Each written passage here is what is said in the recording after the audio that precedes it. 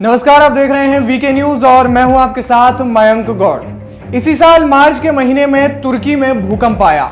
इस भूकंप ने हजारों लोगों की जान ली। तबाही का मंजर देखकर दुनिया हैरान रह गई।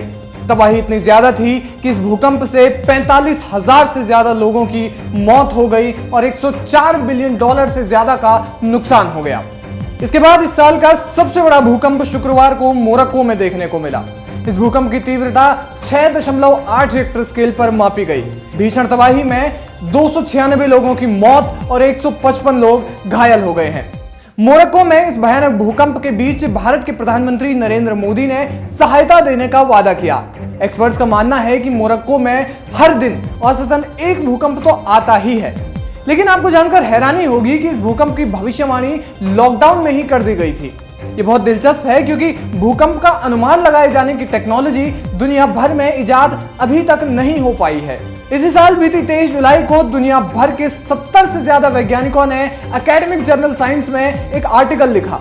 इसमें लिखा गया था कि वैश्विक लॉकडाउन के दौरान दुनिया भर में भूकंपों में कमी आई है। कई रिपोर्ट्स का यह दावा है कि भूकंप की भविष्यवाणी मुमकिन हो सकती है। वैज्ञानिक फिलहाल इसी रिसर्च में जुटे हुए हैं। दुनिया में ज्यादातर भूकंप 6 से कम तीव्रता के रहते हैं, लेकिन वैज्ञानिकों ने 7 से ज्यादा तीव्रता के 90 भूकंपों पर शोध किया।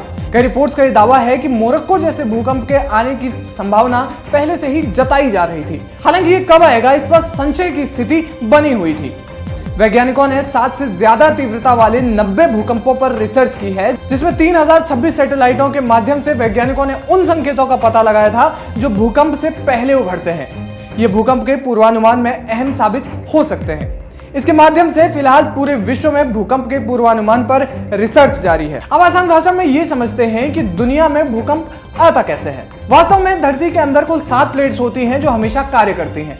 जब इन प्लेट्स में टकराव होता है तो ऊर्जा बाहर निकलने की कोशिश करती है। प्लेटों के टकराने की प्रक्रिया को फॉल्ट जोन कहा जाता है। इस टकराव से जो हलचल पैदा होती है उसे ही भूकंप कहते हैं। भूकंप का केंद्र सतह से जितना नजदीक होता है तबाही उतनी ही बड़ी होती है।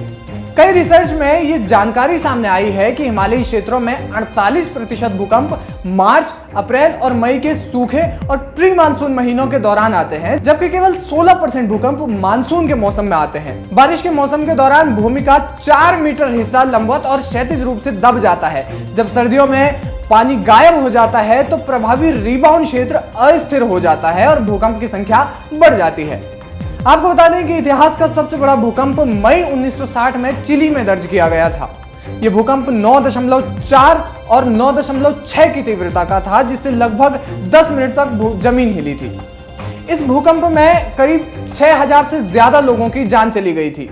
अन्य आपदाओं का जिस प्रकार सटीक अनुमान लगता है, उसी प्रकार अगर भविष्य में भूकंप का अनुमान पहले ही लगाया जा सका तो हजारों लोगों की जान बचाई जा सकती है। इस खबर पर क्या है आपकी राय, हमें कमेंट बॉक्स में जरूर बताएं। वीके न्यूज, राष्ट्र के नाम।